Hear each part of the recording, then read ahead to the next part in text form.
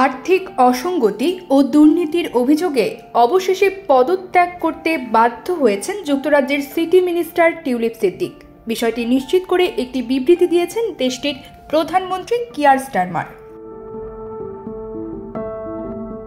মঙ্গলবার 14 জানুয়ারি টিউলিপ সিদ্দিক প্রধানমন্ত্রী কিয়ার স্টারমারের কাছে পদত্যাগপত্র জমা দেন। পরে এক বিবৃতিতে ব্রিটিশ প্রধানমন্ত্রী লিখেছেন, প্রিয় টিউলিপ, আপনার পত্রের জন্য ধন্যবাদ। অত্যন্ত ব্যথিত মনে আপনার মন্ত্রিত্ব থেকে পদত্যাগের বিষয়টি আমি গ্রহণ করছি। সিটি মিনিস্টার হিসেবে আপনি যে দায়িত্ব পালন করেছেন তার জন্য ধন্যবাদ জানাই। টিউলিপের বিরুদ্ধে কোনো ধরনের অসঙ্গতি পাওয়া যায়নি দাবি করে ব্রিটিশ প্রধানমন্ত্রী বলেন, আপনার পদত্যাগপত্র গ্রহণের সঙ্গে আমি পরিষ্কার করতে চাই, আমার স্বাধীন পরামর্শক স্যার লরি ম্যাগনাস আমাকে নিশ্চিত করেছেন মন্ত্রিত্বের আচরণবিধি লঙ্ঘনের কোনো প্রমাণ পাওয়া যায়নি এবং আপনার আর্থিক অনিয়মের কোনো প্রমাণও নেই।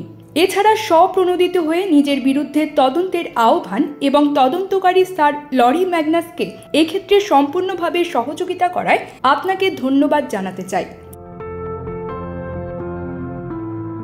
কিয়ার স্টারমার আরও বলেন, ব্রিটেনকে সমৃদ্ধকরণে ও সরকারের কাজে কোনো বিঘ্ন না ঘটাতে আপনি যে কঠিন সিদ্ধান্ত নিয়েছেন সেটির তারিফ করছি।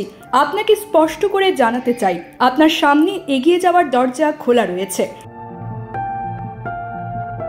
উল্লেখ্য, শেখ হাসিনার ঘনিষ্ঠের কাছ থেকে ফ্ল্যাট উপহার নেওয়া, সাংবাদিককে হুমকি দেওয়া, রূপপুর পারমাণবিক বিদ্যুৎ কেন্দ্র থেকে অর্থ আত্মসাৎ সহ বিভিন্ন দুর্নীতির অভিযোগে প্রচণ্ড চাপের মুখে ছিলেন টিউলিপ সিদ্দিক।